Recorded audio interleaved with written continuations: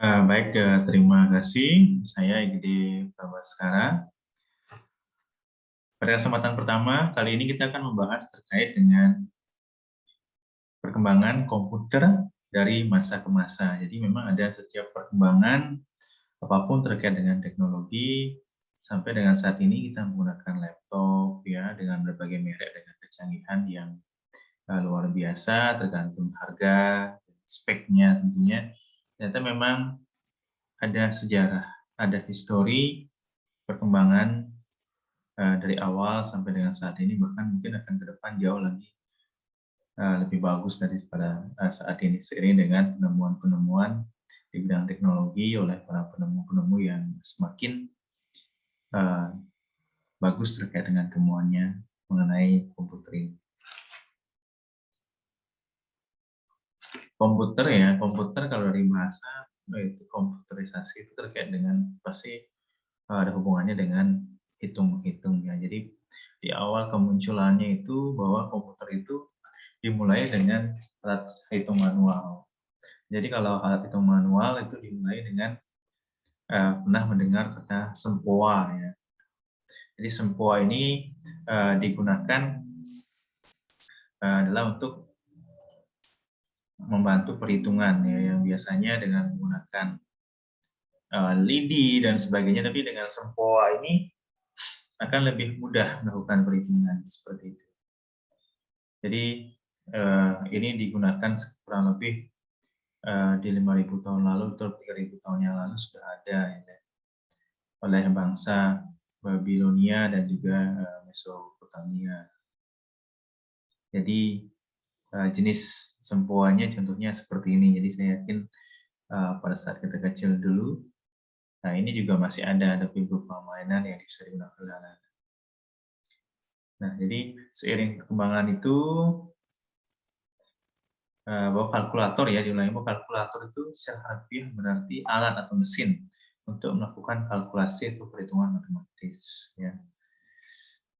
Nah, sebelum ini kemudian perkembangannya lagi dengan dibantu adanya mesin uap. Nah, sehingga perkembangan dari alat hitung ini menjadi yang kedua adalah mesin namanya mesin Babbage ya, itu diambil dari penemunya yaitu oleh Charles Babbage yang meninggal tahun 1871 ya. Itu ditemukan tahun 1812 ya, itu bekerja sama dengan Augusta Ada ya.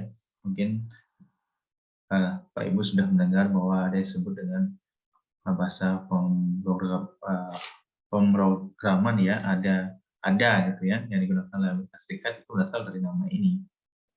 Jadi itu menggunakan masih berupa energi mesin uap ya. Jadi komputernya itu masih komputer besar ya.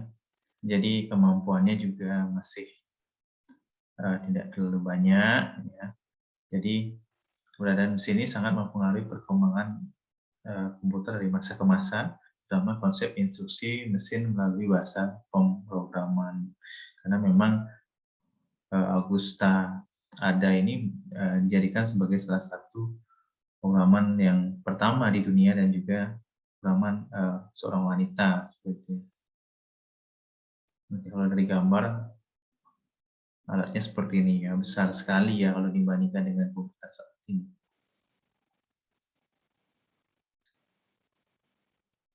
Nah, seperti ini ya gambarnya untuk yang kedua ini.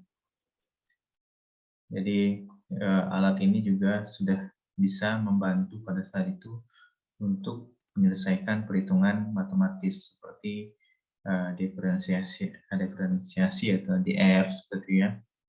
Jadi luar biasa ya perkembangannya karena biasanya menggunakan rumus yang tentunya menggunakan waktu untuk menjawabnya.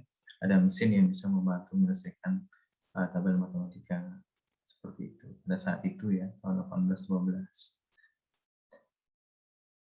Nah kemudian pada perkembangannya itu masuk lagi ke komputer di era Perang Dunia. Tentunya di era Perang Dunia Kedua ya, karena pada saat itu tentunya antara Jerman dan juga Inggris seperti itu ya di Perang Dunia Kedua, sehingga ada pada saat perang itu menggunakan sandi-sandi.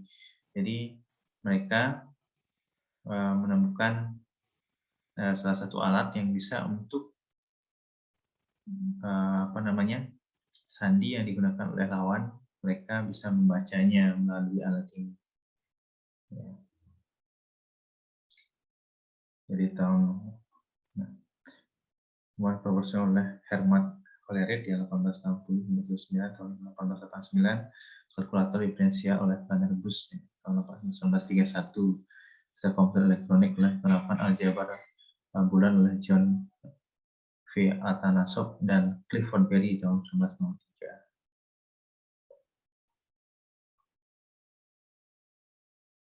Jadi pada saat perkembangan, jadi pada saat itu tentunya ada Jerman, Inggris, Amerika Serikat ya, tiga negara ini maju pada masa itu melakukan untuk melakukan perhitungan matematis terkait dengan perang. Ya. Jadi ada beda-beda namanya. Kalau milik Inggris itu disebut dengan Colossus ya, Codebreaker ya, itu komputer yang menyediakan kondensasi musuh. Ya. Kemudian seperti itu pada saat itu digunakan. Jadi modelnya kurang lebih seperti ini. Jadi juga sangat besar ya, ini seperti seruangan ya, yang membantu untuk memecahkan sandi musuh pada saat itu. Nah, kemudian terjadinya pergeseran peran komputer pasca Perang Dunia. Setelah berakhirnya Perang Dunia Kedua tahun 1945, Indonesia merdeka tentunya ya, pada saat Jepang menyerah kepada sekutu ya. Itu tanda berakhirnya Perang Dunia Kedua. Komputer terus harus mengalami perkembangan dari segi teknologi seiring dengan selain perkembangan hardware yang semakin kecil tentunya juga ditambah oleh ditemukannya software yang membantu kinerja komputer ini semakin cepat, semakin canggih dengan bentuk yang semakin kecil. Seperti yang disampaikan oleh Karl Hamasarin dalam bukunya yang berjudul Computer Organization, menyebutkan bahwa komputer merupakan mesin elektronik untuk perhitungan yang cepat yang mampu menerima inputan data digital, melakukan pemrosesan di memori sesuai dengan aplikasi yang digunakan. Nah, pada saat yang digunakan, jadi Brian Bessemer tahun 1985 mengatakan bahwa komputer merupakan suatu alat elektronik yang mampu melakukan 4 tugas: menerima inputan, memproses inputan, menyimpan perintah, dan hasil pemrosesan. Jadi sudah pada teori komputer yang ada pada saat ini. Nah ini seiring dengan itu berkembang terus ya, seiring dengan perkembangan sehingga adalah 6 generasi komputer yang kita kenal saat ini. 5 generasi komputer saat ini. Bahwa yang pertama, para ahli membagi sejarah perkembangan itu menjadi 6 generasi. Setiap generasi memiliki ciri khas masing-masing. Mesin EMBIT tidak dimasukkan ke dalam generasi komputer manapun. Ya. Mesin ini dimasukkan sebagai prototipe, dan untuk awal kemunculannya, generasi komputer sebelumnya ENIAC adalah salah satu komputer pertama di dunia. Ya, adapun keenam tahap generasi perkembangan komputer berarti generasi pertama 1941 sampai 1952, kemudian kedua itu 1952 sampai 1958, kemudian ketiga itu 1958 1970, generasi keempat 1970 sampai 1980. Jadi pada saat ketikan-ketikan pada saat itu sudah tidak menggunakan mesin ketik ya, sudah digunakan mesin komputer pada saat itu. Generasi komputer kelima 1980 sampai dengan saat ini. Dan generasi komputer ya, masa depan masih dalam proses pengembangan. Saya yakin sekarang kita masih pakai laptop dengan tipis, ke depan bisa jadi laptop itu hanya berupa selembaran kertas seperti itu ya, ada sering perkembangan bahwa semakin canggih perkembangannya dari kurun waktu tertentu ya. 6 komputer generasi pertama 1941 sampai 1952. Nah, pada saat perang ini tentunya banyak ditemukan banyak dibutuhkan alat-alat untuk membantu terjadinya perang seperti itu ya. Nah, prosesnya seperti ini ya. Gambar komputer ENIAC dan teknisnya ini adalah merupakan salah satu komputer pertama di dunia. Namanya ENIAC ya, seperti itu ya. Nah, seiring perkembangannya ini sudah berubah dari ENIAC ke UNIVAC. Ini kelihatannya sudah gambarnya sudah semakin kecil. Kemudian komputer generasi kedua ya, 1992 sampai 1958. Yang memperbaiki sejumlah kekurangan pada komputer generasi pertama. Pada komputer generasi kedua, ukuran komputer menjadi sangat lebih kecil dengan performa yang lebih tinggi. Jadi sudah semakin bagus. Jadi vendor komputer di era generasi komputer kedua ini adalah IBM dengan superkomputer mereka bernama IBM Stretch 7030, IBM Sperry Ren, dan IBM Large. Ya.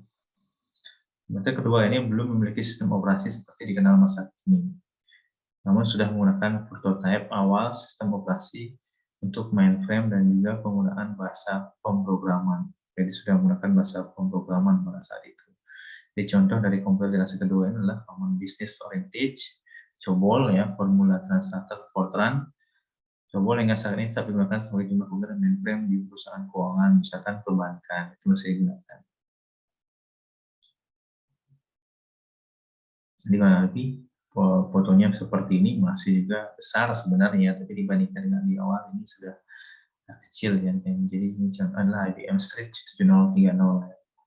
Kemudian komputer generasi kedua 1958 sampai 1970.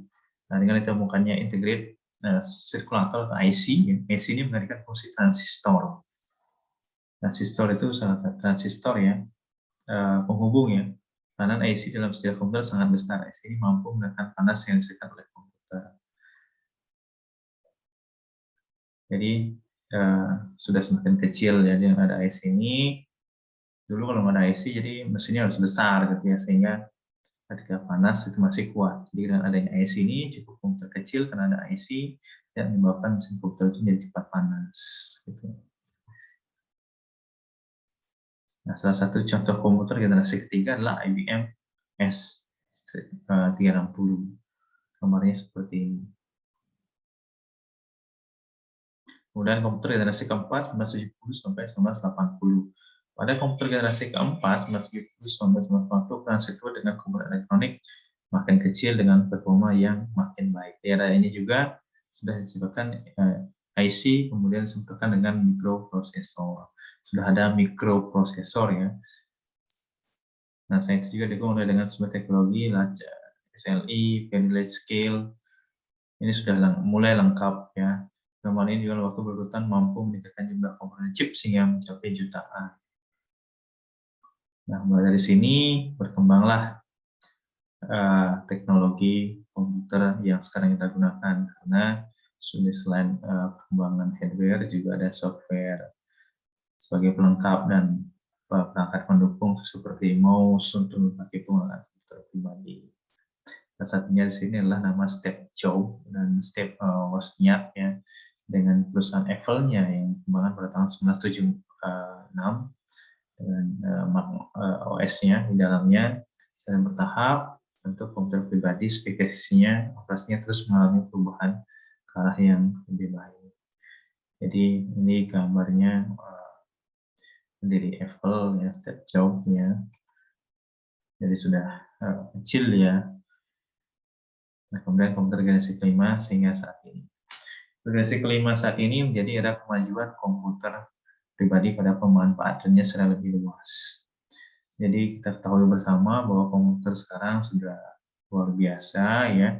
Dapat sejumlah teknologi yang berkembang di era komputer generasi kelima ini. Beberapa di antaranya adalah cloud computing, augmented reality, kemudian virtual reality, machine to machine, ya, Internet of Things, ya, speech recognition, speech recognition, big data, machine learning, deep learning, teknologi yang terus berkembang dari waktu ke waktu, serta turut mempengaruhi perkembangan komputer generasi kelima yang hingga sampai saat ini. Jadi di sisi pengguna, komputer generasi kelima ini didominasi oleh perusahaan-perusahaan besar ya, sebagai vendor yang memproduksi komputer dalam jumlah besar dan beragam pilihan seri dan versi. Tentunya kita tahu seperti Apple ya, Dell, HP, kemudian Toshiba, Acer, Asus, Samsung, Sony, Microsoft juga mengeluarkan Lenovo dan sebagainya tergantung dengan budget yang kita miliki ya. Jadi semakin banyak mereknya, bahkan sekarang selain ini ada lagi yang mengambil yang lain keluar. Kalau kita beli belanja online, search laptop nama-nama sudah banyak yang keluar, yang baru-baru lagi gitu ya. Karena seiring dengan perkembangan teknologi dan ini akan terus ke depan. Seiring dengan itu juga di sisi bentuk diciptakan hybrid notebook sesuai dengan namanya. Komputer jenis ini memadukan antara bentuk tablet personal komputer atau tablet PC dan notebook dalam satu produk. Jadi dari spesifikasi dan media penyimpanan komputer ini mendukung solid state drive atau SSD ya, sehingga yang kita gunakannya dulu kan memori biasa hard disk gitu ya.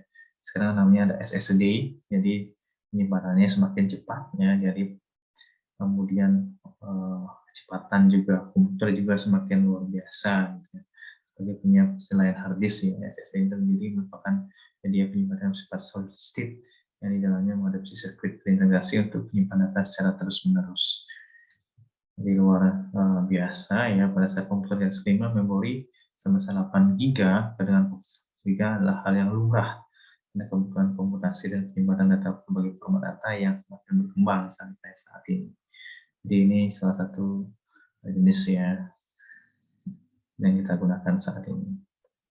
Komputer generasi ke-6 ini harapan untuk masa depan belum dapat dipastikan kapan ini dimulai, tapi yang pasti jelas tentunya akan lebih baik daripada saat ini, seiring dengan perkembangan teknologi dan penemuan-penemuan lain.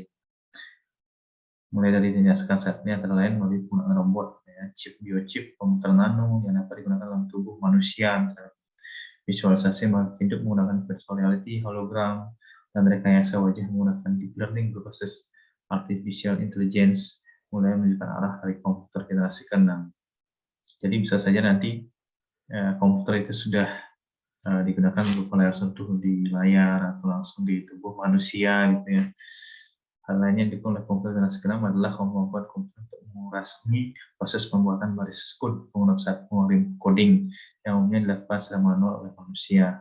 Dikenal dengan nama programmers computing, artinya memberikan sebab komputer generasi ke-6 memiliki penerapan kecerdasan buatan atau artificial intelligence. Bisa saja komputer itu bisa digunakan untuk menyalin kemampuan manusia tertentu, dimasukkan chip gitu ya, sehingga apa-apa di dalam diri manusia itu bisa langsung seperti komputer.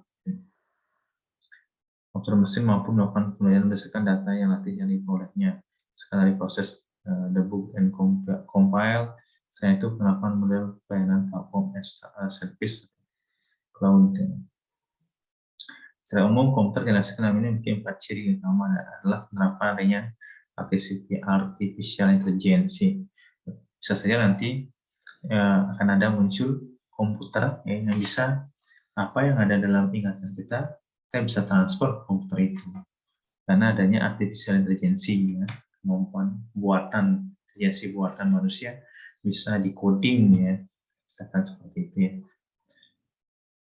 Contoh generasi ke-6 memiliki bentuk yang lebih beragam, fungsinya masing-masing baik skala besar maupun klaster. Jadi ada yang nanokomputer, elastic computing, XODES, ya. Komputer sistem robotika di luar biasa perkembangannya. Jadi ini salah satu Raspberry Pi ya. Jadi sudah luar biasa perkembangannya. Komputer generasi ke-6 memiliki kemampuan untuk melakukan proses pengenalan dan prediksi yang sangat baik. Jadi sebagai konsep ini sudah mulai diterapkan di Jepang melalui Society 5.0 sebagai bentuk perbaikan dari industri 4.0 ya. Nah, jadi demikian perkembangannya ya. Jadi jenis komputer itu berdasarkan pada bentuk dan ukuran komputer dapat dibedakan menjadi 5 jenis komputer, yaitu komputer melalui tersebut meliputi superkomputer, mainframe komputer, mini komputer, workstation komputer, dan personal komputer. Superkomputer merupakan komputer ukuran besar yang sesuai dengan kalangan enterprise. Mainframe komputer ini adalah untuk merupakan komputer yang digunakan untuk lingkungan tertentu, tujuan tertentu, dengan akses tertentu. Main komputer ini digunakan sekarang bersama-sama paralel pada penanganan skala yang besar, seperti di e-commerce dan marketplace ya. Kemudian mini komputer merupakan komputer yang khusus digunakan sebagai server skala kecil dan menengah di dalam jaringan komputer yang dilengkapi dengan sejumlah terminal. Mini komputer ini berukuran lebih kecil dari yang ukuran personal komputer, namun lebih kecil dari mainframe komputer. Possession komputer ini merupakan komputer yang khusus digunakan di dalam jaringan komputer untuk menghubungkan antar komputer atau menghubungkan komputer dengan server. Jadi seperti itu ya, dan personal komputer yang kita sering gunakan saat ini merupakan komputer yang digunakan untuk kebutuhan pribadi dan perorangan. Pemanfaatan personal komputer bersifat lebih umum, misal untuk kebutuhan multimedia, perkantoran, browsing internet, edukasi, programming. Karena digunakan untuk kebutuhan sehari-hari, maka ukuran personal komputer ini relatif kecil dan mudah dibawa. Contoh personalnya adalah notebook, ya, netbook, tablet, PC, dan all-in-one PC gitu ya. Jadi demikian jenis perkembangan dan ukuran ya terkait dengan perkembangan komputer seperti itu, dan saya yakin perkembangan ini akan terus berkembang ya. Komputer digital merupakan komputer yang mengolah data-data digital. Digital merupakan data dalam bentuk binari ya, 1 dan 0 ya, sehingga konsepnya berubah menjadi urutan binari 1 dan 0 bit, sehingga makin mudah ditransmisikan diubah ke berbagai bentuk data, gambar, suara, video, teks maupun dokumen. Nah, seperti itu ya Bapak Ibu dan teman-teman terkait dengan perkembangan dari komputer dari zaman ke zaman gitu ya, perkembangannya seperti apa sampai dengan adanya komputer digital yang generasi kelima seperti saat yang kita gunakan saat ini gitu ya. Jadi demikian yang bisa saya sampaikan. Ini lanjut terkait dengan hardware ya.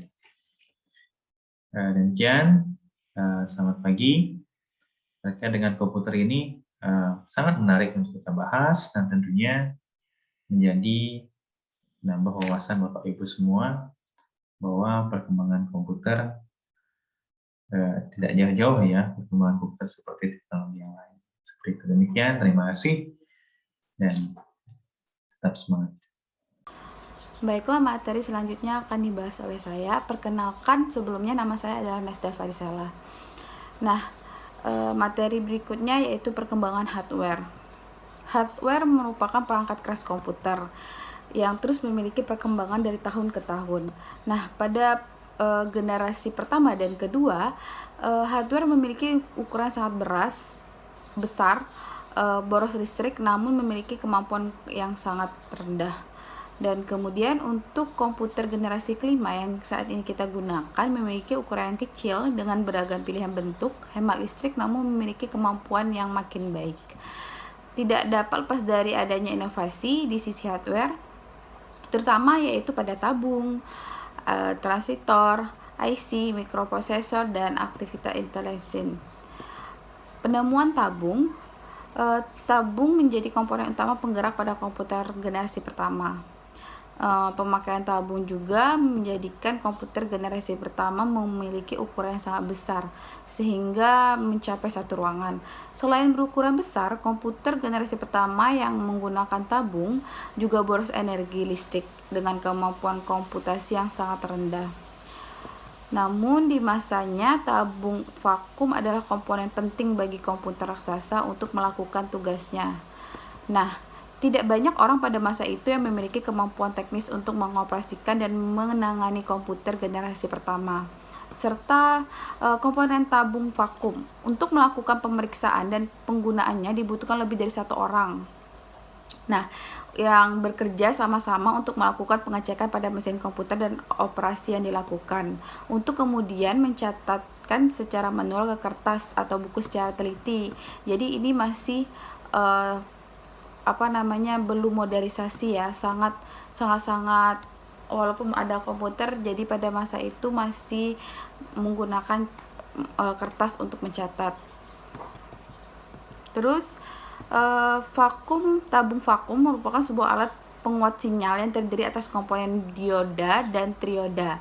Dalam komponen dioda terdapat anoda dan katoda yang berfungsi untuk proses elektronik. Tabung vakum diciptakan pada tahun 1904 oleh Fleming. Seiring perkembangannya zaman, saat ini tabung vakum tidak lagi digunakan pada komputer.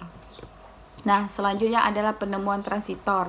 Transitor dalam dunia elektro dan telekomunikasi didefinisikan sebagai sebuah semikonduktor untuk penggunaan listrik. Nah, jadi dia itu sebagai penyambung arus listrik, stabilisasi tegangan listrik, serta untuk modulasi sinyal. Transistor diciptakan sebagai solusi atas kekurangan yang ada pada tabung. Kemunculan transistor menandai era komputer generasi kedua. Ya, merupakan komputer generasi kedua yang pertama kali menggunakan transistor, yaitu Macintosh TC. Nah, kemudian selain itu, transistor pun juga mengalami perubahan bentuk dari waktu ke waktu. Dimulai dari versi pertama, yaitu pada 1941 hingga yang kemudian yaitu pada tahun 1997. Perubahan dilakukan pada ukuran dan performasinya masing-masing hingga saat ini. Transistor masih digunakan pada sejumlah komponen elektronik, termasuk juga dimasukkan ke dalam IC dan mikroprosesor. Jadi di sini dilihatkan bentuknya juga ya, dari tahun ke tahun bentuk dari transistor tersebut. Selanjutnya ada penemuan IC. IC sendiri atau circuit terpadu atau umum juga disebut chip. Jadi berupa komponen elektronik yang kecil yang disusun dari bahan semikonduktor, terutama silikon. IC memiliki kemampuan komputasi yang lebih baik dibandingkan transistor dengan ukuran yang makin kecil. Hal ini memberikan pengaruh yang sangat signifikan terhadap perkembangan komputer dari sisi ukurannya menjadi lebih kecil, terus juga dari sisi kemampuan komputerisasi tersebut. Kehadiran chip memungkinkan komputer untuk berevolusi hingga bentuk yang saat ini, yaitu bentuknya yang sangat kecil-kecil, apalagi laptop semakin kecil.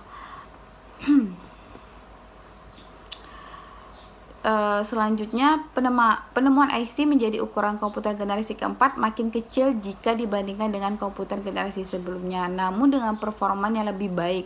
Meski IC telah ditemukan untuk menggantikan peran dari transistor, namun transistor masih tetap digunakan. Ukuran transistor juga turut mengecil, jadi tidak hanya chip aja, IC dari chip aja yang kecil, tapi transistor juga semakin zamannya generasi berikutnya juga semakin berbentuk kecil.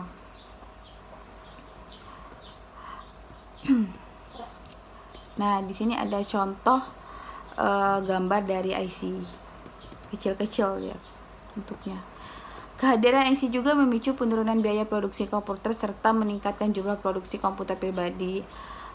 Pada dasarnya dia menimbulkan dampak adalah semakin banyak individu yang mampu memiliki komputer pribadi serta makin luasnya penggunaan komputer di berbagai bidang kehidupan manusia. Jadi adanya chip ini membuat banyak orang bisa memiliki komputer. Kemudian ada penemuan mikroprosesor. Masih di era komputer, generasi keempat terdapat penemuan baru berupa mikroprosesor. Mikroprosesor memperbaiki kelemahan yang ada pada IC. Dari sisi bentuk yang lebih kecil, performa yang lebih baik, dan lebih hemat sumber daya. Jadi, mikroprosesor ini selain bentuknya lebih kecil lagi dari IC, dia juga lebih hemat lagi listriknya. Terus, mikroprosesor ini diperkenalkan ke dunia komputer oleh Intel melalui produk mereka bernama Intel 4004 atau Intel 4004. Intel menjadi perusahaan kelas dunia yang hingga saat ini memproduksi prosesor untuk berbagai jenis komputer, yaitu ada Apple dengan sistem operasi Macintosh, yaitu dalamnya selain Apple juga ada mengadopsi mikroprosesor pada generasi kedua komputer mereka di tahun 1984. Seiring berjalannya waktu, mikroprosesor terus berkembang antara lain dalam bentuk large scale integration terus juga ada very large scale integration dan ultra large scale integration. Ketiga teknologi pendukung ini mampu meningkatkan jumlah komponen dalam chip hingga mencapai ribuan. Secara bertahap, mikroprosesor dengan segala perubahan dan perkembangan tersebut diadopsi oleh berbagai vendor atau perusahaan yang bergerak di bidang hardware, khususnya produser komputer baik PC maupun jinjin, yaitu notebook, netbook, dan tablet. Hingga di tahun 2020 ini, beberapa di antaranya adalah para pemain besar seperti Dell, Asus, Acer, Toshiba, Samsung, dan lain-lain. Terus yang keenam ada penerapan artificial intelligence. Semenjak ditemukannya teknologi mikroprosesor yang diikuti dengan LSI, VLSI, dan ULSI, komputer terus mengalami perubahan bentuk dan peningkatan performansi. Bentuk seperti nano masuk dan berjalan pada aliran darah manusia berbasis Internet of Things, chip untuk robotika, komputer genggam, dan smartphone. Dalam wujud dari era komputer saat ini, namun akan terus berkembang menuju era komputer generasi ke-6 adalah cederasan buatan dari sisi software yang ditampakkan pada hardware komputer. Jadi selain komputer dan laptop juga digunakan untuk membuat smartphone. Prototipe awal yang dibentuk saat ini untuk penerapan hardware adalah kemampuan komputer untuk dapat mendengar dan berbicara, menganalisa, dan memilih data sesuai kebutuhan pengguna. Riset lainnya lagi yang dikembangkan oleh IMB terkait dengan AI hardware adalah in-memory computing. Sebagaimana yang diketahui bersama, pada komputer saat ini memori dalam bentuk random access memory atau RAM memiliki fungsi untuk menyimpan serta proses komputer dilakukan melalui prosesor. Namun, melalui inovasi in-memory computing memungkinkan memori RAM dapat melakukan dua hal sekaligus, yaitu komputasi dan penyimpanan bit data. Dalam hal ini juga akan mengubah wajah komputer dan komputasi masa depan. Semua hasil riset produk masa depan dari MBA ini diakses bebas oleh publik, jadi bisa kita akses. Nah, berikut ini ada gambar dari in-memory computing, contoh gambarnya. Selain itu, ada hal menarik mengenai kecerdasan buatan. Pemanfaat AI ini di masa depan akan sangat berkembang pesat. Hal ini sudah mulai terlihat di masa sekarang ketika AI banyak diterapkan di bidang data melalui machine learning dan deep learning, serta pada prototype hardware melalui AI hardware yang diperkembangkan oleh IBM.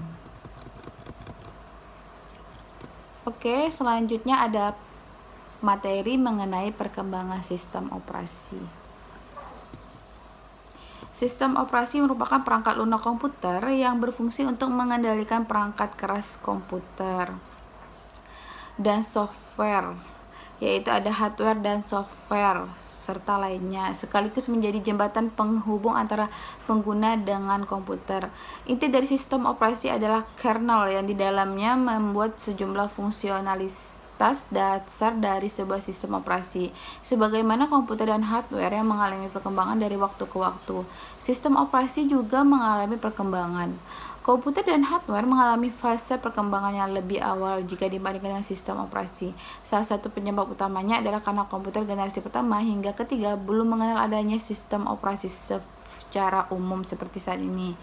Sistem operasi mengalami perkembangan dari waktu ke waktu sebagaimana urusan di bawah ini.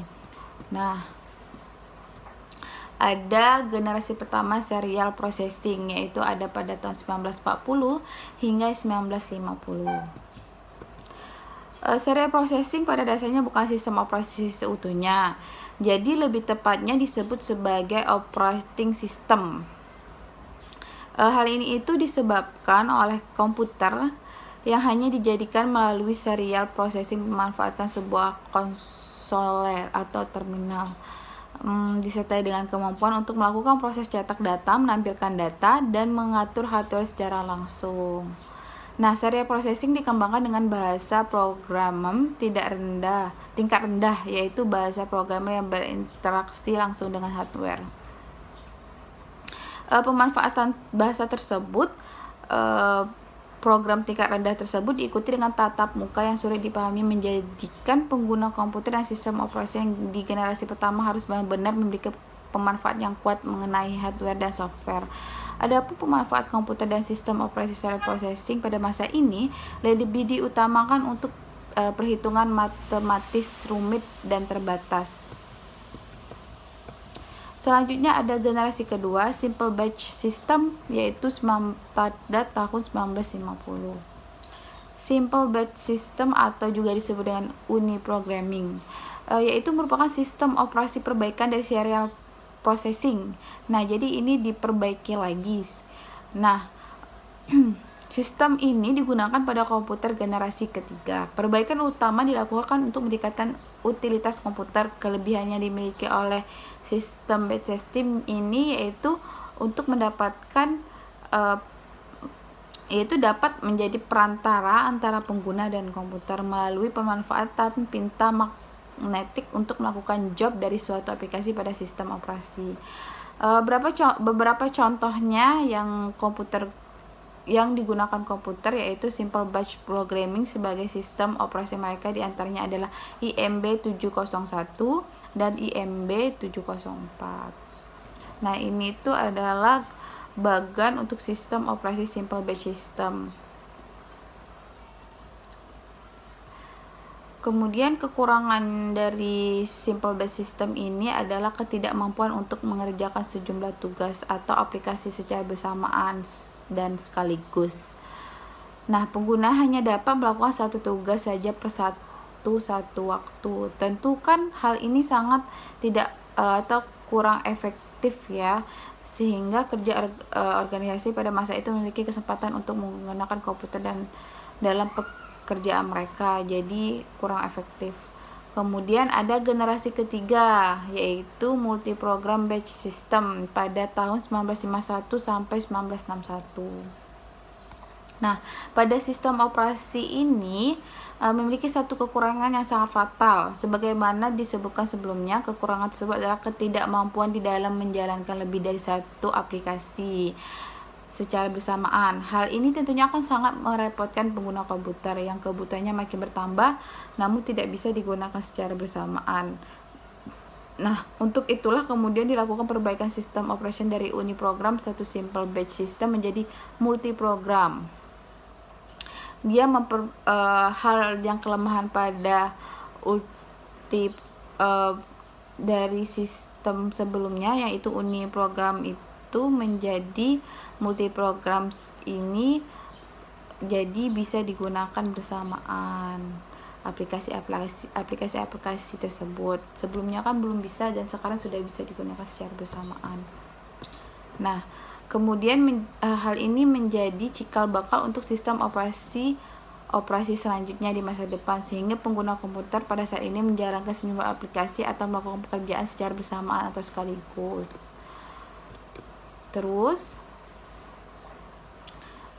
contohnya seperti kita bisa memutar musik menggunakan player dan sekaligus mengakses internet melalui Mozilla Firefox. Namun terdapat satu hal yang belum dimiliki oleh multiprogram batch system, yaitu dukungan multi-akun untuk melakukan logging. Hal ini menjadi kekurangan fatal dari sistem operasi saat ini. Beberapa contoh dari multiprogram batch system yang tercatat dalam sejarah komputer adalah IBS YS 1955, FMS 1960, IBM 7091, IBM 7094. Nah, selanjutnya ada generasi keempat yaitu time sharing system pada tahun 1961. Time sharing system diciptakan untuk memperbaiki kekurangan pada multiprogram batch system, yaitu dukungan logging untuk banyak pengguna. Jadi sebelumnya kan yang pertama sebelumnya nggak bisa menggunakan banyak aplikasi sekaligus. Kemudian diperbaiki bisa menggunakan banyak aplikasi sekaligus, namun tidak bisa logging akun secara bersamaan. Nah, pada generasi keempat ini diperbarui lagi untuk dapat logging secara bersamaan. Nah, dengan adanya fitur ini maka akan memungkinkan komputer generasi ketiga dan seterusnya untuk dapat digunakan oleh banyak pengguna melalui time sharing system di dalamnya. Konsep ini digunakan hingga ke generasi komputer kelima dan generasi sistem operation yang digunakan saat ini. Nah, ini ada gambar bagan untuk sistem operating time sharing.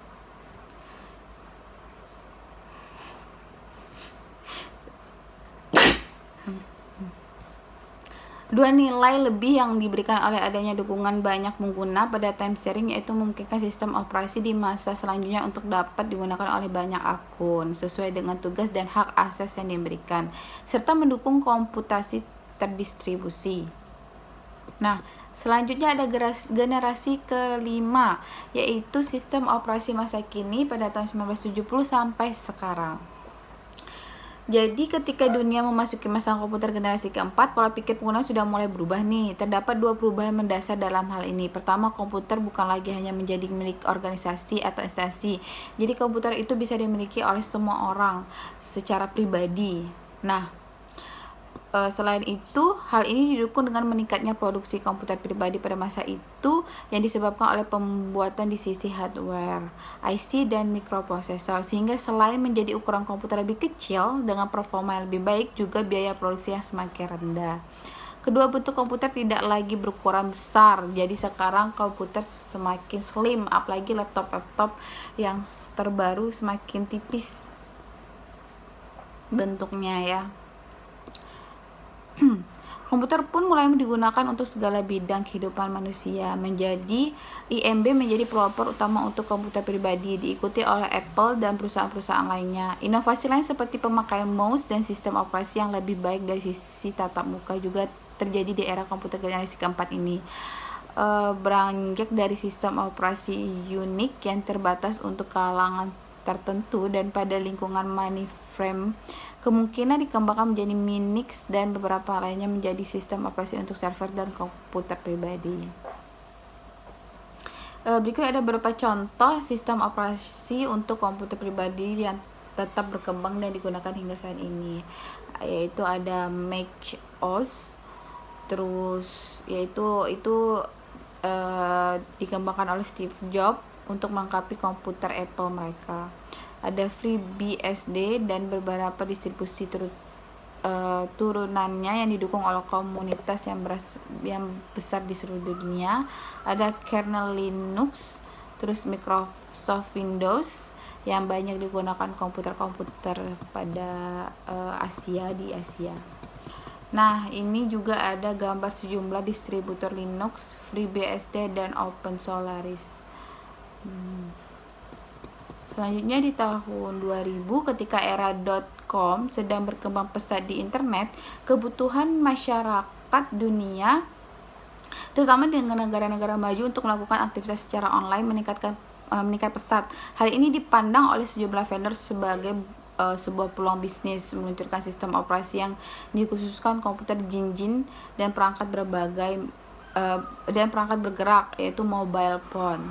Tercatat adanya pengembangan sistem operasi di ranah mobile berupa Palm OS, Microsoft Windows Mobile, BlackBerry OS, Android, Tizen, dan sebagainya. Didukung dari sistem operasi untuk komputer dan perangkat pribadi juga mendukung sejumlah teknologi terkini. Beberapa buah teknologi tersebut antara lain ada Internet of Things, terus virtual reality, network centering principle, software defined networking, dan lain-lain. Nah, selanjutnya ada cloud operating system saat ini hingga masa depan. Dengan semakin berkembangnya teknologi, maka arah komputer pribadi pun perlahan beralih ke ranah mobile dan cloud computing. Pada dasarnya, cloud computing merupakan teknologi di bidang jaringan komputer yang menyediakan 3 jenis layanan kepada pengguna sesuai dengan kebutuhan, di mana salah satunya adalah software as service cloud, sistem operasi untuk perangkat mobile, dan sistem operasi berbasis cloud computing adalah pengembangan lebih lanjut dari SaaS Cloud. Sistem operasi mobile yang dikenal saat ini antara lain adalah Android, Tizen OS, Firefox OS. Ketiga sistem operasi mobile ini menggunakan Linux sebagai inti kernel sistem operasi mereka. Nah, sedangkan pada ranah cloud computing, beberapa contoh cloud practice system diantaranya adalah Sylph OS, iOS, dan Google Chrome. Selanjutnya, kunci utama dari jalannya cloud operating system adalah ketersediaan kontak internet. Jadi dengan adanya connect dengan internet, cukup dengan ketersediaan jaringan internet, semua layanan penyimpanan dan sistem operasi itu sendiri dijalankan secara remote dari server ke pengguna melalui tatap muka aplikasi web. Pengguna cukup menggunakan alamat URL dari cloud operating system melalui web browser di komputer atau smartphone, maka sistem operasi berbasis cloud computing akan segera dapat digunakan sebagaimana umumnya. Nah, gambar berikut ada gambar Sylph OS sebagai salah satu sistem operasi berbasis cloud computing. Nah, itulah materi yang telah selesai saya sampaikan. Untuk selanjutnya akan dilanjutkan oleh teman kelompok saya. Terima kasih. Halo teman-teman, perkenalkan saya Lukbutu Wiwin Widyastuti. Hari ini saya akan mencoba membawakan materi terkait dengan tugas kuliah saya yang berjudul Perkembangan dan Model Pengembangan Software. Nah, mungkin di beberapa waktu ke belakang teman-teman sudah menyimak beberapa materi dari teman-teman saya. Nah, sekarang kita akan menyimak materi tentang perkembangan dan model pengembangan dari software. Baik, pada hari ini akan ada dua konten yang kita bicarakan. Jadi yang pertama adalah tentang perkembangan umum dari software itu, dan yang kedua adalah tentang 8 model pengembangan dari software. Jadi dalam kita mengembangkan sebuah sistem operasi atau software, itu kita ada 8 model atau 8 metode yang bisa kita lakukan, dan mungkin diantaranya sudah ada cukup banyak yang sering teman-teman dengar. Nah, seperti apa? Mari kita bahas bersama ya. Baik, ini adalah perkembangan software secara umum ya teman-teman. Jadi dahulu di perkembangan komputer dan sistem operasi di generasi 1-3. Nah, di sana belum ada software yang menggunakan graphical user interface atau GUI. Nah, mereka hanya menggunakan command line karena dianggap tampilan dari software itu tidak terlalu kompleks ya, tampilannya masih sederhana dan cukup hanya dihandle dengan menggunakan command line, dimana ya ada komen-komen yang simple, yang pendek, yang bisa langsung direspon oleh sistem menggunakan command line. Nah, selain itu alasan lainnya juga adalah karena bahasa pemrograman saat itu masih digunakan bahasa pemrograman yang sederhana atau mungkin tingkat rendah ya teman-teman. Nah, kemudian memori komputernya juga cukup minim saat itu ya, tidak sebesar sekarang. Jadi waktu itu di awal-awal ada komputer generasi 1-3 itu mungkin ukurannya hanya beberapa kilobyte saja untuk memori komputernya. Nah, kemudian ada juga perkembangannya dilanjutkan ketika memasuki era komputer dan sistem operasi di era keempat ya, atau di generasi keempat. Di sini mulai muncul yang namanya komputer pribadi. Nah, karena munculnya komputer pribadi inilah mulai muncul penggunaan graphical user interface atau GUI pada software, karena dianggap tampilannya itu harus lebih menarik, kemudian lebih mudah dipahami oleh user, dan beberapa alasan lainnya teman-teman ya. Jadi munculnya GUI ini mulai ada ketika masuknya era komputer dan sistem operasi di era keempat. Nah, kemudian beberapa contoh yang muncul dari era keempat itu sampai saat ini atau yang berkembang sejak saat itu adalah misalkan di Macintosh OS ya, yang punyanya Apple. Kemudian ada di beberapa software perkantoran, kemudian games, Integrated Development Environment atau IDE, dan juga prototipe awal dari internet itu sendiri, yaitu berbentuk web browser dan juga file transfer protocol atau FTP. Nah, perkembangan software ini tentunya kan tidak berhenti di sana ya teman-teman. Nah, ketika kita akan mengembangkan sebuah software, kita tidak hanya berpikir tampilannya saja atau fungsinya saja, tapi tentunya dalam mengembangkan software, kita ada memiliki beberapa metode yang bisa dilakukan. Jadi tergantung software seperti apa yang ingin dikembangkan, siapa yang akan menggunakan, berapa jangka waktu, biaya, dan sebagainya. Nah, disitulah peran dari metode-metode pengembangan software yang akan kita bahas saat ini. Nah, ini adalah beberapa model pengembangan software. Nah, di sini ada 8 model ya, teman-teman. Ada 8, teman-teman bisa melihat masing-masing di sini dari nomor 1 sampai 8. Jadi yang pertama itu akan kita bahas tentang structural programming, yaitu adalah sebuah pemrograman yang cukup sering kita dengar ya, cukup sering juga digunakan, di mana dalam perancangannya itu menggunakan DFD atau data flow diagram. Kemudian yang kedua itu ada object oriented programming atau bisa disingkat dengan OOP atau kita kenal dengan pemrograman berorientasi objek. Nah, di sini dia pada desainnya menggunakan UML. Kemudian yang ketiga itu ada waterfall. Nah, waterfall ini juga salah satu metode pengembangan software yang cukup tua karena sudah dikenalkan sejak tahun 1970. Nah, ini juga cukup sering saya lihat ya, mungkin ada banyak teman-teman di sini yang sering menggunakan waterfall. Nah, nanti seperti apa kita akan bahas lebih detailnya nanti ya. Kemudian ada model pengembangan yang keempat yaitu ada agile. Nah, agile ini bisa dikatakan mirip dengan waterfall tapi dia muncul untuk memperbaiki atau sebagai solusi mengatasi kekurangan yang ada dari waterfall. Nah, kemudian yang kelima itu ada Scrum. Nah, Scrum ini merupakan versi update lagi ya, versi perbaikan lagi atau yang menjadi solusi dari metode sebelumnya itu waterfall dan agile. Kemudian yang keenam itu ada Rapid Application Development atau RAD. Nah, RAD ini dia lebih mengedepankan pada pengembangan sistem yang waktunya sangat singkat ya, sangat singkat, bertingkat dan waktunya sangat-sangat singkat gitu ya teman-teman. Kemudian yang ketujuh ada prototype. Nah, prototype ini artinya adanya sebuah prototype atau istilahnya sebuah contoh yang masih setengah jadi, itu digunakan sebagai perbandingan sebelum software versi finalnya itu dirilis. Nah, kemudian yang terakhir ada DevOps. Ya, DevOps ini adalah model pengembang software yang dianggap paling kompleks. Nah, seperti apa? Kenapa sih dia dibilang paling kompleks? Nanti kita akan bahas bersama.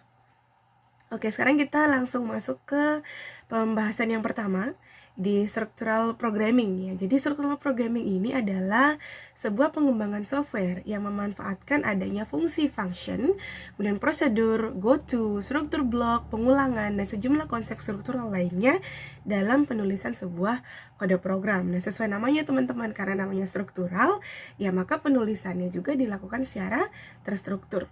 Nah, seperti yang saya sampaikan di awal, untuk structural programming, pada desain sistemnya atau desain softwarenya, dia menggunakan data flow diagram atau DFD dari level 0 sampai level N.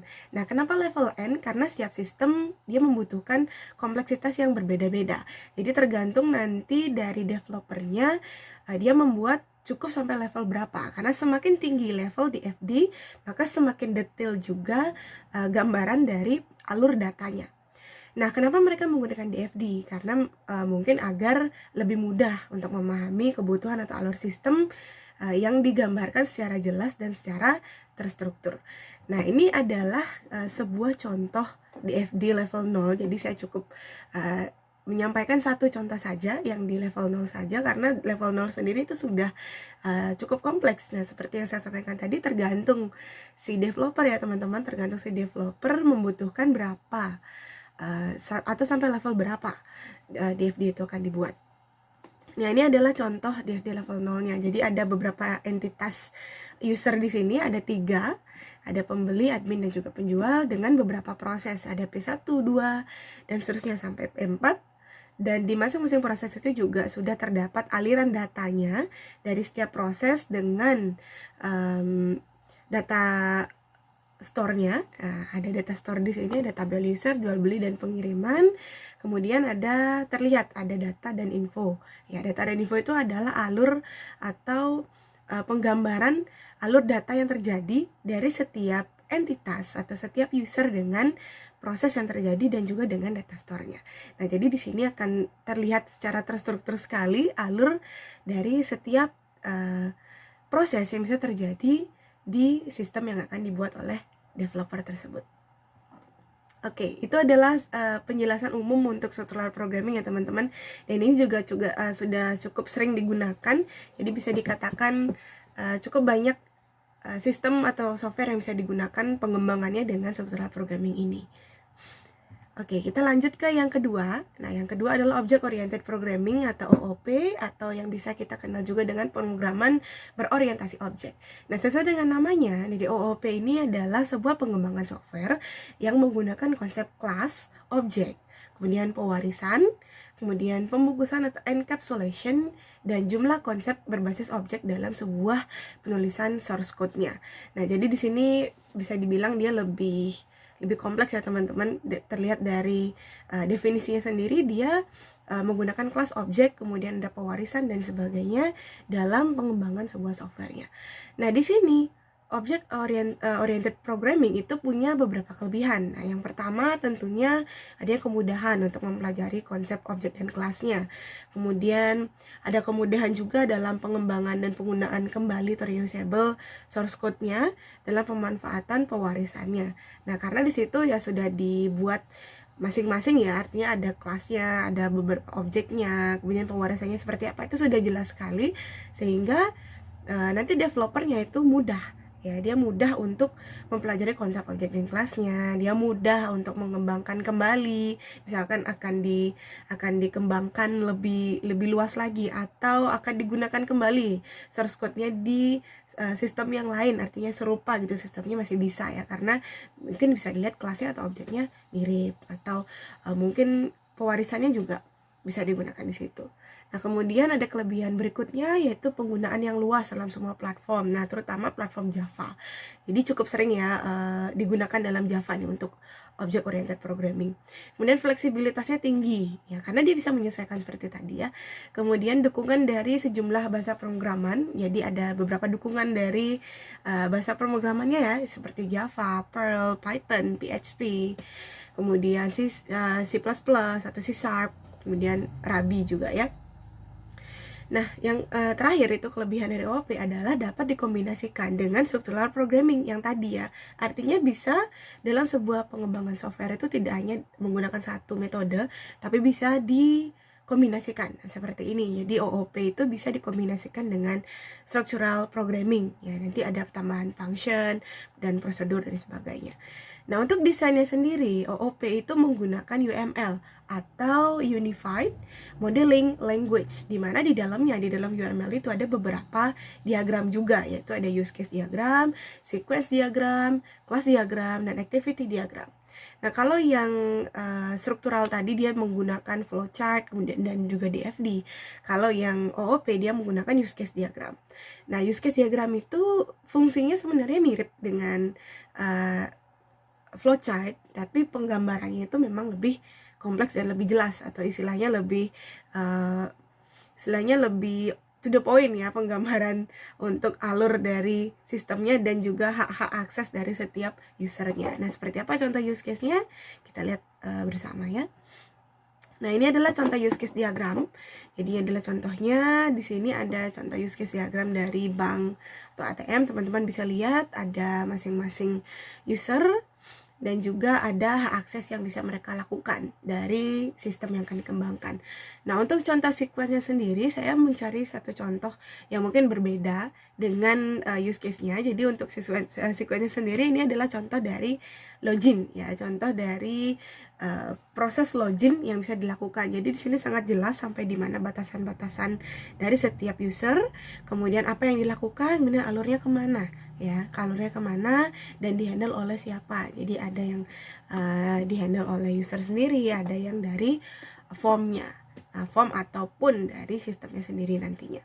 Jadi di sini bisa dilihat untuk object oriented programming, dia desainnya lebih kompleks lagi ya, terlihat lebih kompleks daripada yang struktural tadi. Oke, itu adalah contoh untuk use case diagram dan sequence diagram dari object oriented programming. Oke, kita lanjut ke yang berikutnya. Jadi berikutnya adalah pengembangan sistem atau pengembangan software dengan metode waterfall.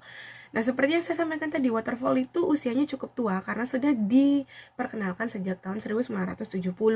Nah, walaupun usianya tua, artinya sudah sangat sering kita dengar ya, artinya sudah sangat familiar kita dengar.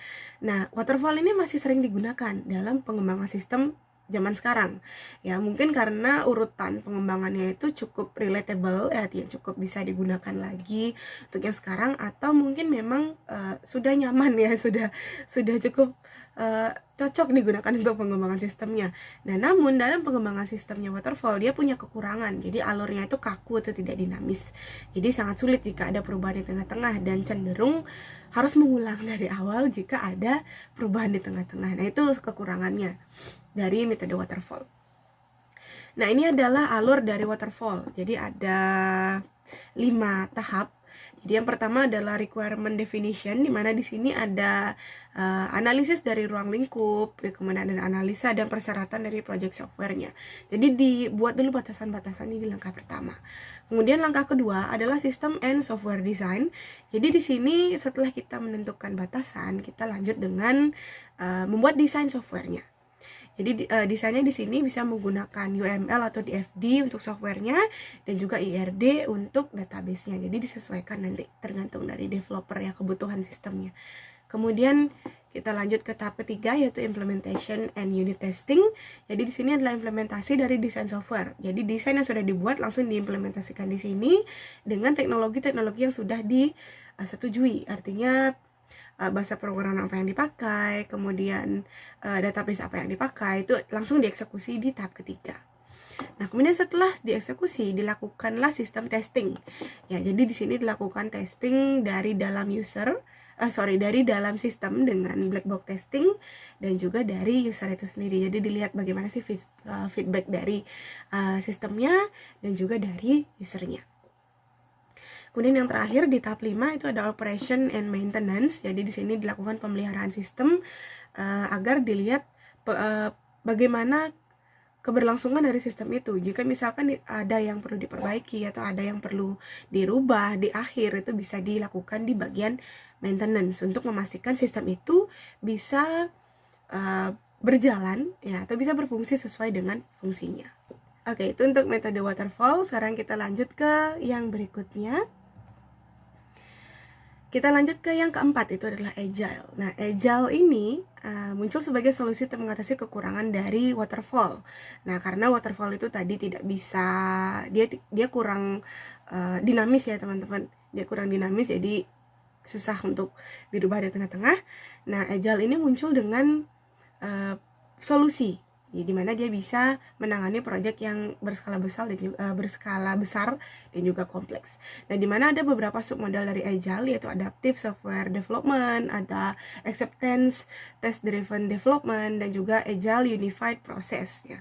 Nah, pada dasarnya agile ini walaupun dia menawarkan solusi untuk waterfall, solusi perbaikan dari kekurangannya waterfall.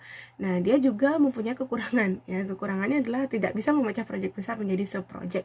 Jadi walaupun dia bisa menghandle proyek skala besar, nah dia kurang bisa untuk memecah atau dia tidak bisa memecah proyek besar jadi sub-project. Nah, ini adalah langkah-langkah dari agile. Jadi yang pertama ada discussion. Dia diskusi dulu ya, tentunya diskusi antara developer dan juga user untuk menemukan kesepakatan dari sistem seperti apa yang akan dibuat. Kemudian ada analysis. Ya, analysis itu ya tentunya mendapatkan gambaran analisa batasan-batasan seperti apa yang akan dilakukan untuk pengembangan softwarenya. Kemudian yang ketiga itu adalah strategi, di mana ada penentuan strategi perencanaan pengembangan software. Nah, kemudian yang keempat ada execution. Execution ini adalah implementasinya. Jadi yang sudah direncanakan, yang sudah didesain, itu diimplementasi di tahap keempat. Kemudian yang terakhir adalah quality assurance atau quality assurance testing, artinya pengujian kualitasnya sistem.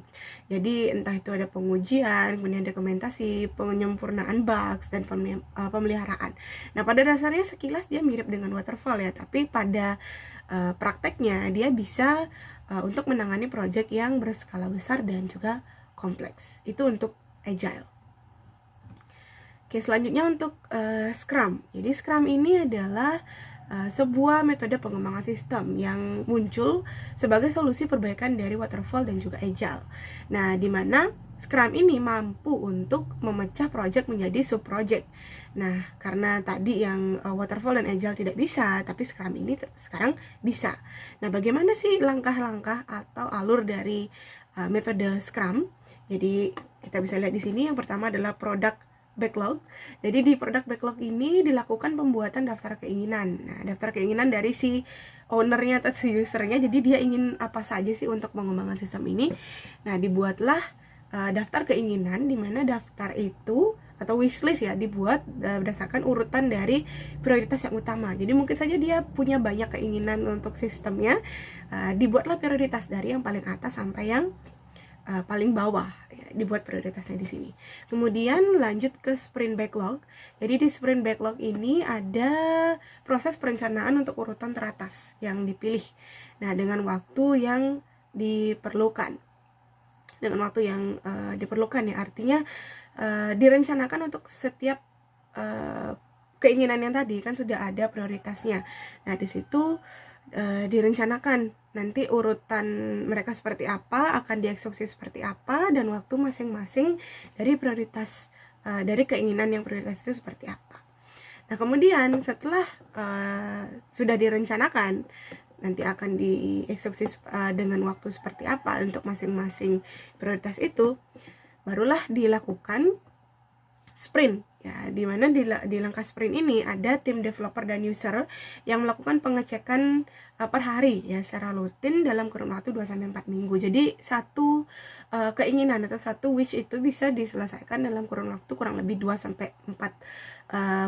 minggu, di mana per harinya itu ada pengecekan yang sangat-sangat rutin, dilihat progresnya sampai mana, kemudian kekurangannya apa, dan itu dilakukan secara rutin oleh tim developer dan juga usernya. Nah, kemudian pada akhirnya, langkah ini dilakukan secara terus-menerus untuk setiap sub-project sesuai dengan jangka waktu yang ditentukan, atau istilahnya dibilangnya sprint ya. Sprint itu kan istilahnya orang lari dalam jangka yang pendek dan istilahnya waktu yang ditentukan. Nah, begitu juga di sini, makanya istilahnya adalah sprint. Nah, ini dilakukan sampai projectnya selesai. Jadi itulah yang membedakan antara Scrum dengan Waterfall dan Agile, di mana Scrum itu ya dia bisa memecah sebuah project besar atau sebuah project yang kompleks menjadi sub-project. Dan dikerjakan dalam waktu-waktu tertentu, di mana ini diulang kembali sampai projectnya selesai. Oke, selanjutnya yang keenam itu adalah Rapid Application Development atau RAD. Nah, RAD ini adalah merupakan pengembangan software yang berurutan atau bertingkat ya, dengan sistemnya dia bertingkat dan waktu yang singkat sehingga dapat meminimalkan biaya atau cost. Nah, untuk alurnya sendiri dari RAD ini bisa teman-teman perhatikan. Di sini ada requirement planning dulu. Yang pertama adalah perencanaan terkait pengembangan softwarenya. Jadi pada umumnya sama ya, di awal itu pasti direncanakan dulu mau software yang seperti apa. Nah, kemudian dilanjutkan dengan user design, di mana ada desain softwarenya dengan UML dan IFD, kemudian desain database-nya itu dengan IRD, dan juga spesifikasi sistemnya seperti apa. Nah, kemudian construction. Jadi construction ini adalah konstruksi atau implementasinya dari desain yang sudah disepakati. Kemudian cut over ini adalah tahap akhirnya, di mana ada revisi, perbaikan, penambahan fitur, dan dokumentasi project. Nah, ini hanya empat langkah ya untuk RAD. Maka dari itu dikatakan untuk kelebihannya sendiri adalah dia punya waktu yang sangat-sangat singkat, waktunya cepat ya untuk development sistem menggunakan RAD.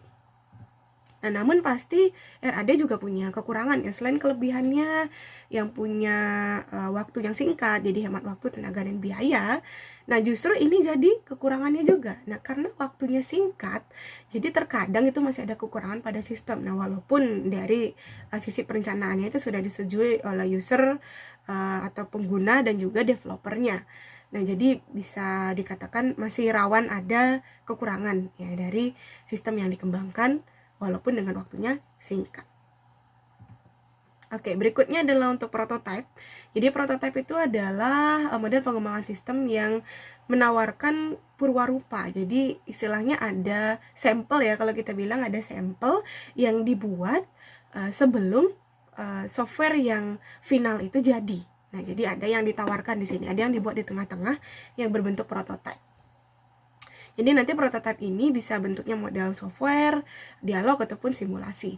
Nah, jadi prototipe ini yang nantinya akan dievaluasi oleh si user, artinya dilihat kurangnya di mana, perlu diperbaiki seperti apa. Nanti akan diperbaiki sampai si software yang final itu dirilis. Nah, untuk alurnya bagaimana? Alurnya sudah disampaikan di sini. Jadi tentunya di awal itu dikumpulkan kebutuhan dari sistemnya yang bersumber dari user. Kemudian membangun prototype. Ya, jadi dibuat dulu prototypingnya, dilakukan evaluasi setelah itu. Evaluasi prototyping. Nah, setelah evaluasi, kalau misalkan ada yang masih harus diperbaiki, kembali lagi ke pengumpulan kebutuhan. Karena tentunya ada yang berubah di situ. Ada yang berubah, kemudian membangun lagi prototype dan evaluasi lagi prototypingnya. Nah, kalau dalam tahap evaluasi prototyping itu sudah beres, barulah lanjut ke pengkodoan sistem. Ya, pengkodoan sistem istilahnya dilakukan pengkodoan yang memang arahnya itu akan ke sistem yang fix. Ya. Kemudian setelah di pengkodoan sistem dilakukanlah pengujian sistem kembali. Nah, dari pengujian sistem ini ada tahap evaluasinya. Nah, dari evaluasi kalau ada lagi yang belum sesuai, kembali lagi ke pengkodoan sistem. Jadi benar-benar di sini dilakukan penyesuaian yang sangat-sangat kompleks dan detail dengan kebutuhan dari user sampai nanti pada akhirnya sampai ke tahap yang akhir, yaitu di penggunaan sistem adalah sistem atau software versi finalnya bisa dirilis di situ. Jadi benar-benar untuk prototipe ini dia sangat-sangat detail ya dalam pengembangannya terkait dengan kebutuhan dari user itu sendiri dalam pengembangan softwarenya. Nah, seperti yang saya sampaikan tadi, untuk kelebihan dan kekurangan dari prototipe ini teman-teman bisa sudah dilihat sendiri ya. Jadi, kalau kelebihannya ya memang peluang softwarenya benar-benar sesuai dengan kebutuhan user. Namun untuk kekurangannya adalah kurangnya waktu dan desain dari analisis software yang dapat memengaruhi kualitas software yang dikembangkan. Jadi karena dia bolak-balik seperti tadi untuk mengedepankan kesesuaian, nah bisa jadi waktunya akan cukup panjang, cukup lama memakan waktu, sehingga ya bisa mempengaruhi kualitas atau software yang dikembangkan. Oke, kemudian yang terakhir, yang ke-8, ini adalah Development and Operation atau disingkat dengan DevOps. Nah, DevOps ini dikatakan cukup kompleks ya, karena melibatkan tiga komponen utama, yaitu development, quality assurance, dan juga IT operations di dalam pengembangan softwarenya. Jadi di sini di langkah pertama development itu adalah pengembangan yang menekankan komunikasinya. Jadi di sini tidak hanya pengembangan dari sisi software saja, tapi juga dari sisi komunikasi antara setiap pihak yang berperan dalam pengembangan software itu sendiri.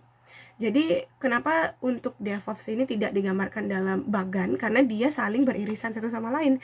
Maka dari itu digambarkan dalam diagram Venn seperti yang di sini. Jadi ada irisan antara development, quality assurance, dan juga IT operation, di mana di dalamnya kombinasi dari ketiga hal itu adalah DevOps. Ya, jadi dia membentuk DevOps-nya. Nah, kemudian untuk DevOps sendiri, dia ada kekurangannya. Jadi kekurangannya adalah diperlukan sumber daya manusia yang punya kemampuan di bidang DevOps tentunya. Karena dia cukup kompleks, jadi harus ada orang yang bisa. Nah, itu adalah mungkin bukan kekurangan, lebih ketantangan jadi ya teman-teman ya, untuk mencari orang-orang yang atau sumber daya manusia yang mumpuni di situ agar bisa melakukan DevOps ini. Nah, kemudian untuk yang kedua itu quality assurance itu adalah adanya jaminan kualitas tentunya dalam pengembangan sistem di DevOps ini. Dan yang terakhir ada IT operation, artinya ada perubahan proses bisnis di mana yang awalnya offline menjadi online, yang awalnya tidak ada sistemnya kemudian jadi tersistem, itu maksudnya ada perubahan proses bisnis di IT operation. Oke, dan untuk DevOps sendiri, dalam implementasinya banyak juga software bantuan atau tools yang bisa mendukung jalannya DevOps. Jadi sesuai kebutuhan, tergantung kita ada di proses mana. Nah, misalkan saja contohnya kalau di plan, ya proses planning itu kan kita butuh komunikasi, butuh kirim-kirim file, butuh simpan-simpan file dan sebagainya, kita membuat perancangan dan sebagainya. Nah, itu bisa diakomodir oleh beberapa software yang memang sudah ada seperti Google Drive, Google Docs, kemudian Draw.io dan sebagainya. Begitu juga di tahap-tahap yang lain ya, teman-teman bisa lihat di sini hampir semuanya sudah ada software yang bisa membantu dan mungkin banyak yang sudah sangat-sangat familiar teman-teman gunakan dalam proses pengembangan sistem. Baik, ya sepertinya sudah ya teman-teman, ada 8 model pengembangan software yang sudah saya jelaskan secara umum tadi. Jadi kesimpulannya adalah semua model pengembangan sistem itu baik untuk digunakan. Nah sekarang tergantung kebutuhannya. Jadi teman-teman butuhnya itu yang seperti apa, perlunya yang seperti apa, barulah dicari metode pengembangan yang mana yang paling cocok. Sehingga nanti agar tidak terjadi masalah di tengah-tengah, ya, atau kita bisa memaksimalkan software yang ingin kita kembangkan. Jadi harus dicari nanti sesuainya dengan metode yang mana. Baik, demikian yang bisa saya sampaikan dalam materi kali ini. Terima kasih sudah menyimak sampai di sini dan selamat menyimak untuk materi berikutnya. Terima kasih dan sampai jumpa. Baik, terima kasih atas kesempatan hari ini. Hari ini saya akan mempresentasikan mengenai mobile computing. Perkenalkan, nama saya Endina Maharani, saya dari program Pasca Sarjana Ilmu Komputer Undiksa.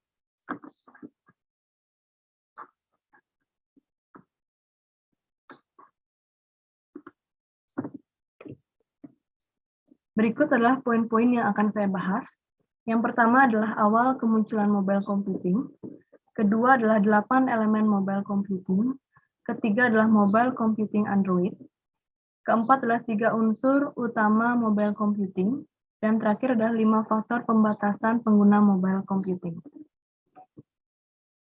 Berikut adalah awal kemunculan mobile computing. Nah, di dalam kehidupan sehari-hari sudah banyak ditemukan adanya perangkat bergerak atau mobile device seperti smartphone, handphone, tablet, ataupun PC tablet. Yang dimana adanya keberadaan perangkat ini membantu masyarakat dalam pertukaran data melalui internet, presentasi, kalkulasi, komunikasi seperti suara atau video, multimedia, dan perkantoran.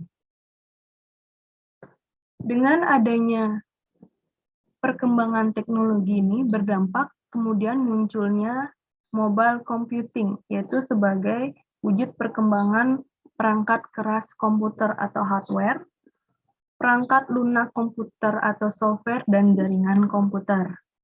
Sehingga memungkinkan dalam mengakses data, informasi, dan pengolahan seperti insert, update, delete, dan view, dimanapun dan kapanpun menggunakan internet berbasis wireless network atau jaringan tanpa kabel. Saya sudah jelaskan tadi bahwa munculnya mobile computing ini berdampak dari perkembangan teknologi komputer seperti hardware, software, maupun jaringan komputer. Jaringan komputer juga memiliki sifat, yaitu sifat scalable, yang dimana dapat disesuaikan dengan kebutuhan, seperti meluas maupun mengecil untuk kalangan tertentu saja. Komputer sudah ada dari zaman dahulu ya, yang dimana perubahan ukuran komputer dari zaman dahulu hingga era sekarang semakin berubah, yaitu ukurannya semakin kecil, yang dimana bisa digunakan dengan genggaman tangan saja. Dengan hal tersebut, adanya juga performansi dan fitur yang lebih baik juga, sehingga menimbulkan budaya komputasi bergerak. Yang dimaksud budaya komputasi bergerak ini adalah di mana masyarakat atau pengguna dapat melakukan atau menggunakan komputer ini tidak hanya berdiam diri di satu tempat saja, tetapi juga menggunakan di mana saja dengan ukuran kecil segenggaman tangan. Dan hal ini juga memudahkan pengguna atau masyarakat dalam melakukan pertukaran data karena didukung dengan adanya koneksi internet dan jaringan komputer seperti intranet, wireless, peer-to-peer, dan Bluetooth. Sehingga pertukaran data itu semakin cepat pastinya. Selanjutnya ada 8 elemen mobile computing. Ke-8 mobile kedelapan elemen mobile computing ini sangat terhubung, sangat terintegrasi satu dengan yang lainnya. Baik, saya akan jelaskan dari program manajemen. Nah, program manajemen adalah berfungsi untuk melakukan manajemen program software yang dijalankan aktif maupun tidak aktif. Program manajemen ini juga berfungsi memformulasikan strategi-strategi penggunaan software perangkat lunak untuk kepentingan bisnis mobile. Program manajemen ini terdiri dari 7 bagian juga, seperti data manajemen yang berkaitan dengan manajemen data. Kemudian network access, akses ke jaringan komputer. Kemudian integrated workplace, atau integrasi pengguna, software, dan hardware. Kemudian security, atau keamanan sistem. Kemudian ada service, yaitu layanan yang diberikan kepada pengguna. Dan terakhir, ada application life cycle atau daur hidup perangkat lunak. Selanjutnya saya akan jelaskan IT strategi. IT strategi meliputi strategi-strategi yang dilakukan oleh pengguna dan vendor, yang meliputi penyelesaian kemampuan finansial dalam membeli perangkat, pemilihan aplikasi sesuai dengan kebutuhan, dan keamanan aplikasi, privasi versioning system, atau penyediaan pilihan dari vendor kepada pembeli sesuai budget, serta standarisasi keamanan. Selanjutnya ada proses transformasi. Proses transformasi ini, transformasi adalah dari sejumlah proses pada mobile computing, meliputi pengembangan software, produksi dan perakitan hardware, serta pemasaran produk. Selanjutnya ada business strategi. Business strategi, apabila dipahami dengan baik, akan membantu dalam mengetahui langkah-langkah yang perlu dilakukan oleh produsen produk mobile computing, agar dapat memasarkan produknya dengan baik dan memenangkan kompetisi dengan kompetitor. Selanjutnya ada analitik dan business intelligence. Nah, kedua kombinasi penting pada mobile computing ini berbasis kepada data. Keduanya ini diperlukan untuk memahami teknis-teknis pada mobile computing dan bagaimana menerapkan business intelligence di dalamnya. Business intelligence ini membantu dalam proses pengambilan keputusan atau decision making dalam pemasaran, penjualan, dan distribusi. Adapun teknologi-teknologi pendukung antara lain itu seperti data warehouse, data mining, big data, atau machine learning. Selanjutnya ada sosial media. Nah, sosial media ini merupakan sarana dan ruang media dalam pemanfaatan mobile computing untuk berbagi data, informasi, dan konten digital secara cepat, mudah, dan online melalui internet kepada para pengguna komputer di seluruh dunia. Saat ini, di era ini, semakin banyak aplikasi dan layanan sosial media yang menyediakan versi platform mobile untuk kemudahan para pengguna. Hampir semua smartphone saat ini telah dilengkapi dengan aplikasi mobile dan sosial media yang terbuka, seperti Facebook, Twitter, Instagram, dan lain sebagainya. Kemudian ada change management. Change management ini adalah upaya-upaya yang dilakukan oleh organisasi terhadap adanya perubahan dalam organisasi yang bersangkutan terkait dengan bisnis dan layanan pada mobile computing. Change management memiliki proses berkelanjutan dan daur hidup atau life cycle yang terdiri atas pengguna atau masyarakat umum, perangkat pembantu, serta proses yang terjadi di dalamnya. Selanjutnya yang terakhir adalah ada enterprise arsitektur. Enterprise arsitektur memegang peranan penting di dalam mobile computing sebagai arsitektur enterprise pendukung layanan bisnis. Agar produsen mobile computing dapat bersaing dengan kompetitor, agile dan agile kompetitor adalah enterprise arsitektur yang umum digunakan. Desain, implementation, dan pemanfaatan enterprise arsitektur untuk e-commerce pada perangkat mobile berbasis mobile computing umumnya disebut dengan mobile e-commerce.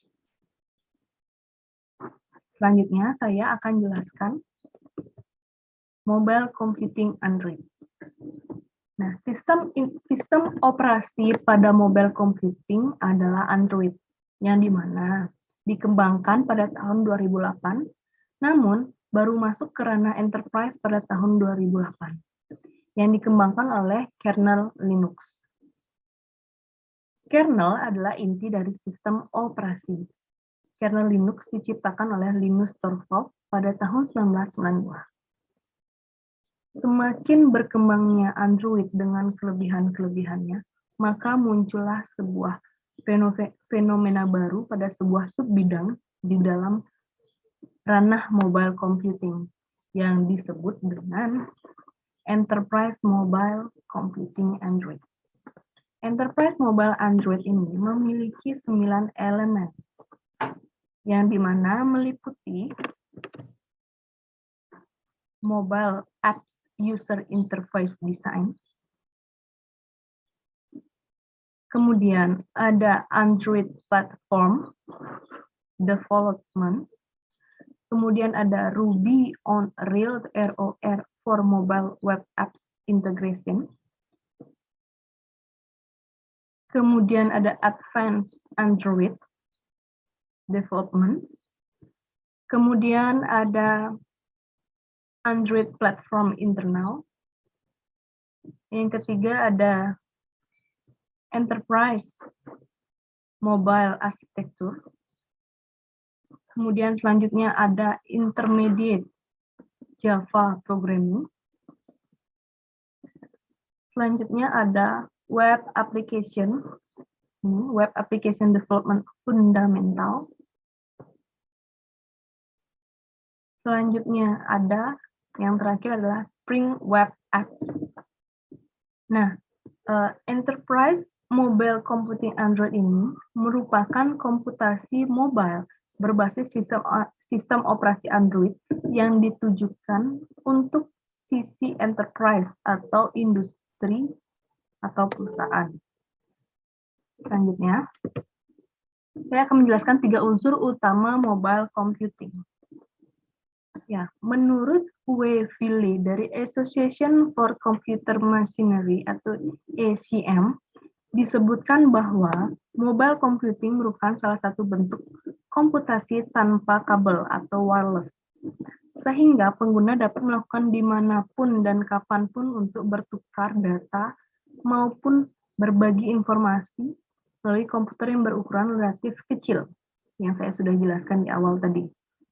Nah, berikut adalah 3 unsur utama mobile computing.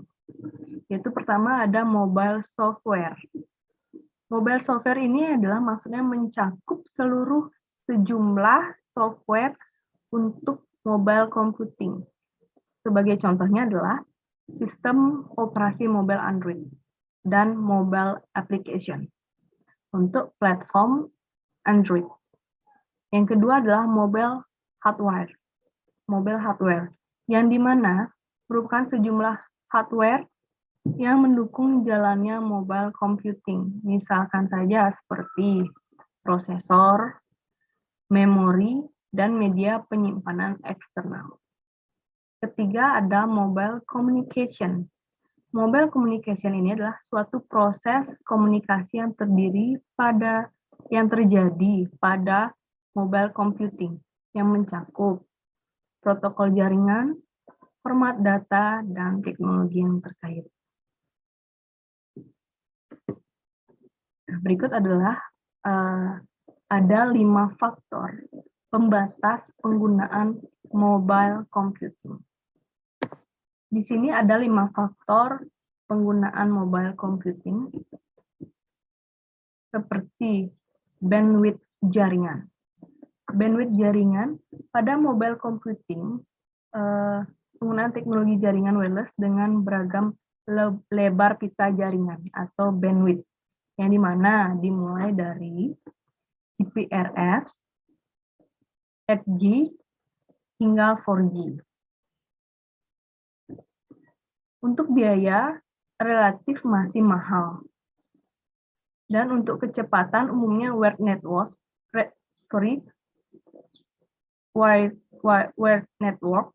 relatif lebih cepat dibandingkan wireless network.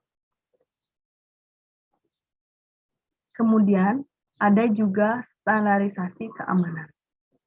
Untuk standarisasi keamanan ini demi keamanan dan kenyamanan pengguna sekaligus sistem, maka adapun teknologi keamanan yang umum digunakan dalam mobile computing yaitu seperti VPN, yaitu Virtual Private Network, yang salah satunya dimanfaatkan untuk memudahkan koneksi ke komputer di jaringan intranet melalui internet.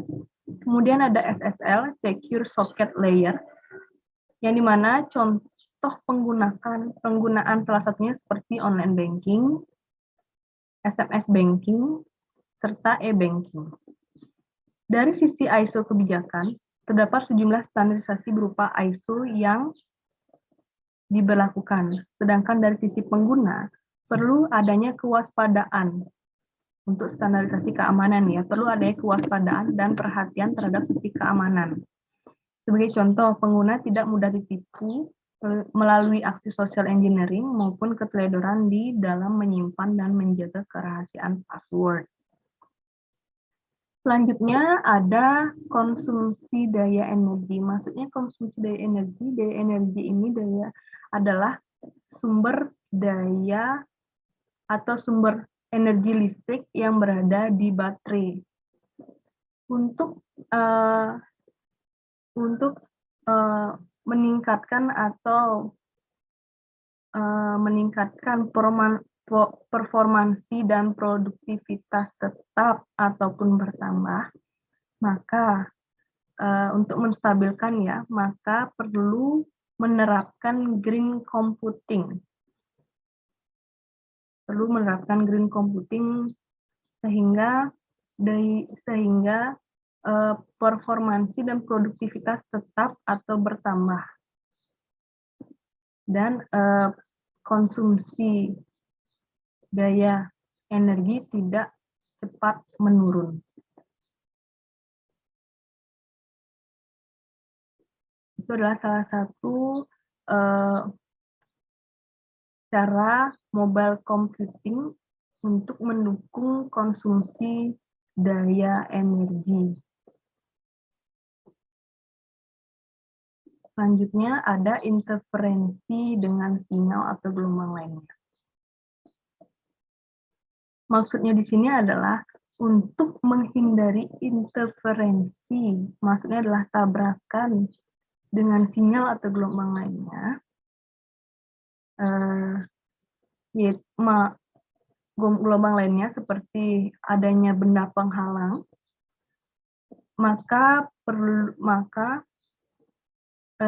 dibutuhkan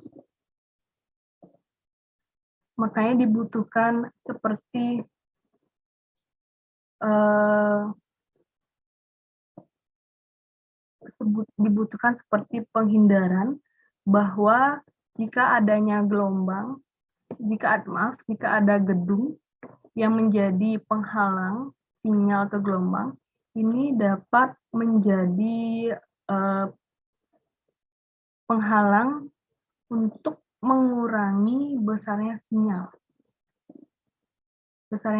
yang Anda gunakan untuk melakukan mobile computing, sehingga mengurangi tingkat kecepatan Anda saat melakukan mobile computing. Jadi menurut saya perlu diperhatikan interferensi dengan sinyal atau gelombang lainnya. Jika ada gedung-gedung penghalang sebagai interferensi, nantinya untuk sinyal atau gelombang, diusahakan untuk menghindari itu karena mampu mengurangi atau menghambat besarnya sinyal yang nanti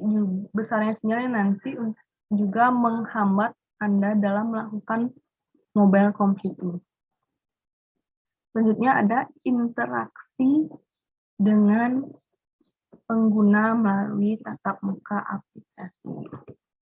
Nah, ini adalah contoh gambar dari interaksi dengan pengguna melalui tatap muka atau interface aplikasi. Maksudnya adalah mobile computing ini juga salah satu terdiri dari mobile application, yang dimana dalam tablet PC ini atau smartphone ini terdapat mobile application yang terdiri dari sejumlah aplikasi atau sistem operasi yang menunjang kegiatan pengguna di dalam melakukan mobile computing.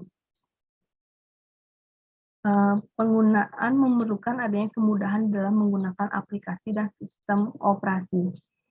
Kemudahan ini dapat ditunjang dari bagaimana user interface atau tatap muka aplikasi untuk pengguna dirancang, disusun, dan diimplementasikan dengan tepat. Jadi, menurut saya, adanya mobile computing ini untuk interaksi dengan pengguna melalui tatap muka atau interface, mobile computing juga memfasilitasi adanya mobile application, yang dimana mobile application itu adalah sejumlah aplikasi. Jumlah aplikasi yang dapat dilihat ini sejumlah aplikasi ini, dan sistem operasi yang menunjang kegiatan pengguna atau masyarakat di dalam melakukan mobile computing. Yang dimana untuk melakukan mobile computing ini dan kemudahan di dalam menggunakan aplikasi dan sistem operasi, maka bagaimana ditunjang dari bagaimana unsur interface, user interface yang dirancang, disusun, dan diimplementasikan dengan tepat sehingga dapat dilakukan secara bagaimana mestinya. Baik, terima kasih atas waktu yang telah diberikan kepada saya. Sekian dari presentasi saya ucap terima kasih.